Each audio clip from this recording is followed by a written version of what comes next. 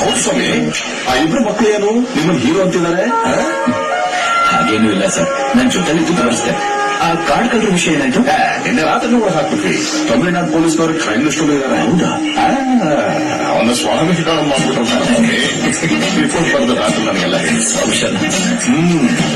ಏನೇ ಆದ್ರೂ ಯಾರು ತಗೊಳ್ಳದೇ ಇರೋ ರಿಸ್ಕ್ ತಗೊಂಡು ನಮ್ಮ ಡಿಪಾರ್ಟ್ಮೆಂಟೇ ತಲೆ ಎತ್ತಿ ನಿಂತ್ಕೊಳ್ತಾರ ಮಾಡ್ಬಿಟ್ರು ಸ್ವಾಮಿ. ಇದೆಲ್ಲ ರಿಸ್ಕ್ ಸ್ವಾಮಿ. ಮನಸಾರ ಯಾರಾದ್ರೂ ಸಹಾಯ ಕೇಳಿದಾಗ ನಮ್ಮ ಕೈ ಆಗೋ ಹಾಕಿದ್ದಾಗ ನಾವು ಅದನ್ನ ಮಾಡದೆ ಹೋದ್ರೆ ನಾವಿದೇನ್ ಪ್ರಯೋಜನ? ಸ್ವಾಮಿ, ನಮ್ಮ ಜೀವನದಲ್ಲಿ ಏನಾಗತ್ತೆ ಏನಾಗಲ್ಲ ಅನ್ನೋದನ್ನ ಯಾರು ಹೇಳೋಕ್ಕಾಗತ್ತೆ? ಮಕ್ಕಳಿಗೆ ದರ್ಶನ ಮಾಡಿಸ್ಬೇಕು ಅನ್ನೋದು ನನ್ನ ಹಣೆಗೆ ಬರೆದಿದ್ರೆ ನಾನು ಅದನ್ನ ಏನ್ ಮಾಡಕ್ಕಾಗತ್ತೆ? ಈಗ ಈ ಕಾರಣಕ್ಕೆ ನನ್ನ ಸಸ್ಪೆಂಡ್ ಡಿಸ್ಮಿಸ್ ಮಾಡಿದ್ರೆ ನನ್ಗೇನು ಪ್ರಾಬ್ಲಮ್ ಇಲ್ಲ. ಇದು ಯಾಕೋ ತುಂಬಾ ಅನಿಸ್ತಿದೆ. ನೀವು ಯಾರು ಅಂತ ಮಕ್ಕಳು ಕೇಳಿದಾಗ ನೀವು ಪೊಲೀಸರು ಅಂತ ಹೇಳಿದ್ರೆ ಯಾಕೆ ಮುಚ್ಚಿಟ್ರಿ ಸ್ವಾಮಿ?